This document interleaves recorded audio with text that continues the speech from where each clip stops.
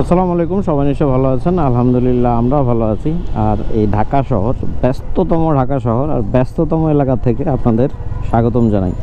আজকে হইতেছে রোজার তৃতীয় রোজা, মানে রোজার মাসে তৃতীয় রোজা।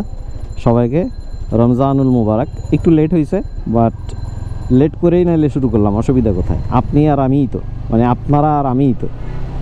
সো আজকে বের হয়েছি আপনার ভাবি সমেত, দেখতেছেন কিনা মিররে দেখা যাইতেছে কিনা, কিন্তু আজকে আমাদের কোনো গল্প আপনাদের সাথে শেয়ার করব না। গল্প শেয়ার করব পেছনের, সেটা রোজার আগেই করছিলাম। আর গল্পের পার্টনার হইতেছে আমার খুব কাছে ছোট ভাই আশিক, মাদারীপুরে যার বাড়ি। সবাই ওকে কম বেশি চেনেন, আমার যারা রেগুলার ভিডিও দেখেন। তো হুট করে একদিন ফোন দিছে, বললো যে তোমার আমার দুজনেরই দাওয়াত আছে, সাথে ভাবিরেও নিতে হবে। বলতেছে সিরাজগঞ্জ যাবো। আর সিরাজগঞ্জের কোথায়? আমাদের আরেকটা ছোট ভাই আছে, আশিকেরই ফ্রেন্ড, ওর নাম হচ্ছে ইয়ামিন। যারা সাজেকের ভিডিওগুলো দেখছেন আমাদের, তারা এর আগেও দেখছেন ইয়ামিনকে। ইয়ামিনের ওয়াইফ, আমি আমার ওয়াইফ, আর হচ্ছে হীরা ভাইয়ের ওয়াইফ, সবাই মিলে আমরা সাজেক গেছিলাম। তো ওপরে কোনো একটা জায়গায় লিঙ্ক দেওয়া থাকবে, চাইলে সেই ভিডিওগুলো দেখতে পারেন, আশা করি ভালো লাগবে। তো আমি আর আসলে লেট করি নাই। আমাকে কেউ যদি দাওয়াত দেয়, আমি সবসময় সেটা সাদরে গ্রহণ করি, যদি মেজর কোনো সমস্যা না থাকে। তো রাজি হয়ে গেছি। আশিক পরদিন অন টাইম চলে আসছে, বাট অন টাইম বলতে রাত তখন বাজে 10:30 ও যখন বাসায় আসছে।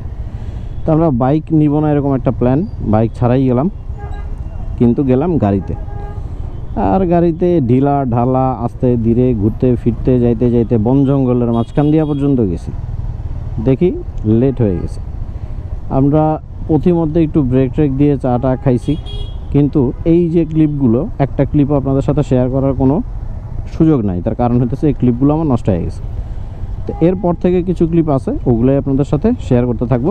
তো যাই হোক, আমরা বিসমিল্লাহ বলে আল্লাহর নাম নিয়ে গাজীপুর কালিয়াকোট থেকে বিদায় হচ্ছি। কিসের উদ্দেশ্যে ভাইয়া?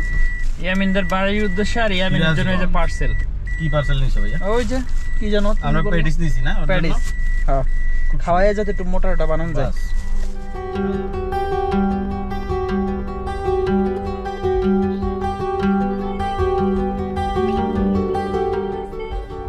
যমুনা ব্রিজের আগে এত বাজে জ্যাম আমি কখনো আগে ফেস করি নাই।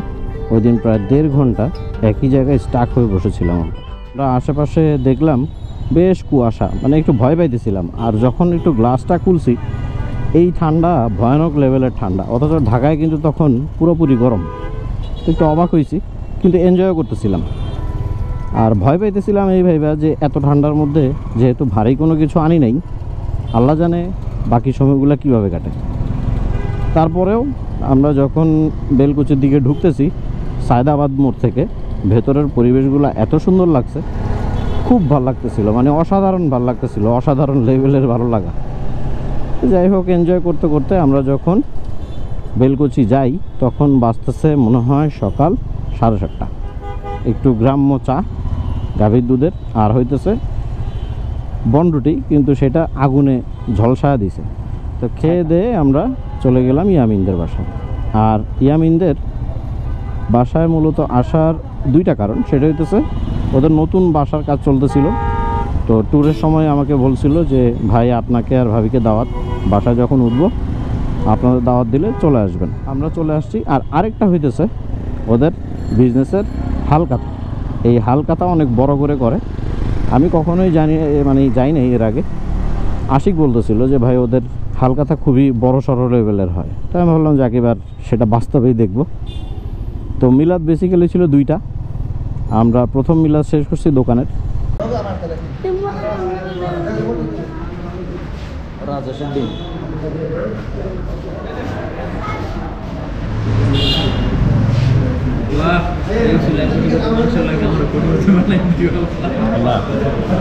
এই উচিলায় কোনো কোটিপতি আলার লাগে আমার সম্পর্ক করে, আমার কোটিপতি পাবে বিনা কষ্টে বিনা মূল্যে টাকার মালিক বানায় ধরলাম। দ্বিতীয় মিলাদ শেষ করলাম বাসা। সরি, এটা ছিল দোকানের মিলাদ না? আর এখন আমরা আসছি বাড়ির মিলাদে।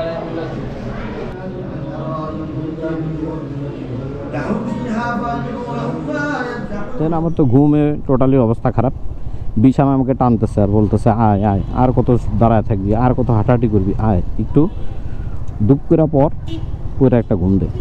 আমিও ঘুমায় গেলাম।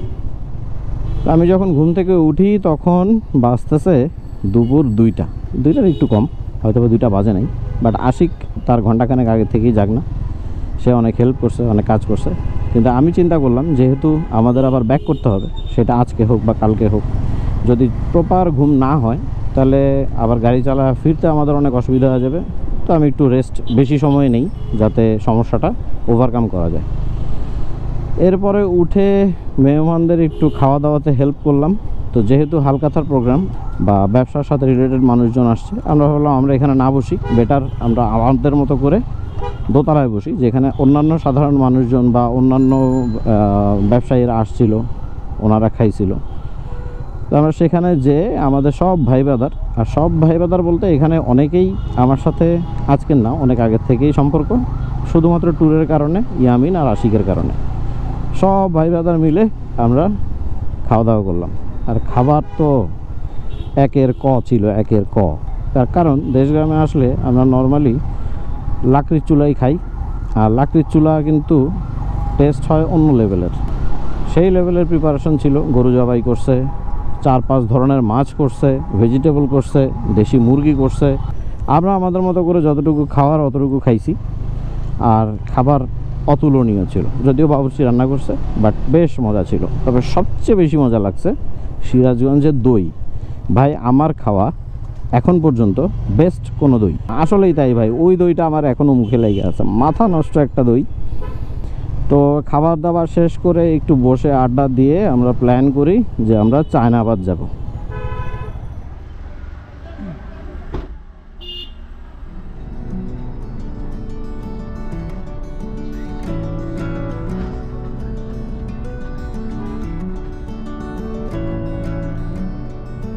আমাদের কপাল সবসময় মন্দ।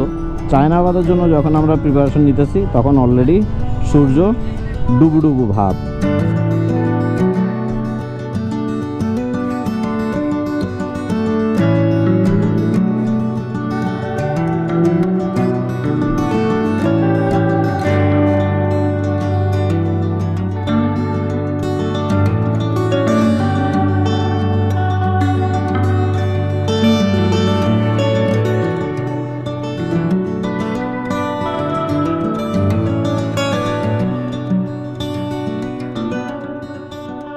ফাইনালি এই অন্ধকারের মধ্যে যতটুকু পারছি এনজয় করছি, কিন্তু মশা আমাদের একদম বিরক্ত করে মাইরা ফেলছে ভাই। মশা জীবনটা তেনা তেনা করে ফেলছে আমাদের ওইখানে। চাইলে তার সাথে যোগাযোগ করতে পারে। কোন হবে আমি কই আসছেন না খাই যাবে, এটা তো না খাই যাবে কে? ওই মাছ খাইছো রাতে রাতে দই খেয়েছি, দইটা সুন্দর হয়েছে, ভালো হয়েছে, না আমি আসবো আমি বলি আমরা আসবো, সব কিছু গুছাও, যখন আবার সময় হবে ইনশাল্লাহ আমরা এসে 2 দিন থেকে যাবো, দেখা হবে ইনশাআল্লাহ। প্যারা দিলাম পরকিয়া বয় এমিন যাই তাহলে ভাই, তোরা একটু প্ল্যান ফ্যান করিস, আজি সাথে একটু চিন্তা ভাবনা করে একটু কোষ যাওয়ার যাইয়া। অবশ্য বিয়ে শাদী হলে দাওয়াত পাবি না, এটা হলো মূল বিষয়। কারণ খুব অত বড় সড়ো পরিসর করার ইচ্ছা নাই, ছোটখাটো পরিসরে যেতে পারে। আগের থেকে ওয়ার্নিং দিয়ে দিছে জানেন, মানে আশারাই এখন আর কি টাকাটা বাঁচাইবো। হ্যাঁ তো বড় লোক এরাই হইব। হ্যাঁ এটা তুই খরচ করি না খানদানি। খোদা হাফেজ ভাইয়া, আসসালামু আলাইকুম। ওয়া আলাইকুম আসসালাম ভাই, সাবধানে থাইকো, দেখা হবে ইনশাআল্লাহ। মাইট ফের খায় না ধরা খায়। যাই হোক, আমাদের 2 দিনের এই ট্যুর একদিনেই আমরা খতম করে দিছি। খতম করার স্পেসিফিক কোনো কারণ নাই, বাট মনে হইতেছিল আসলে আর একদিন থাকারও কোনো কারণ নাই। তো সবকিছু মিলে মনে হইতেছিল থাক, এটা এবার ক্লোজ করি, ঢাকার উদ্দেশ্যে রওনা দেই বিসমিল্লাহ বলে। এখন বাজতেছে রাত 10:30 একটু বেশি। আর ড্রাইভ করে নিজেদের মতো করে আবার আড্ডা দিয়ে আসতে আসতে বাজে রাতের 2:30। তো এই ছিল পেছনের গল্প, সিরাজগঞ্জের গল্প। আশা করছি সবার ভালো লাগছে। যদি ভালো লাগে অবশ্যই চ্যানেলটি সাবস্ক্রাইব করবেন এবং পাশে থাকা বেল আইকনটি ক্লিক করবেন। সবাই আমাদের জন্য দোয়া রাখবেন, সবাই সাবধানে বাইক রাইড করবেন। ভালো থাকবেন, সুস্থ থাকবেন। আসসালামু আলাইকুম।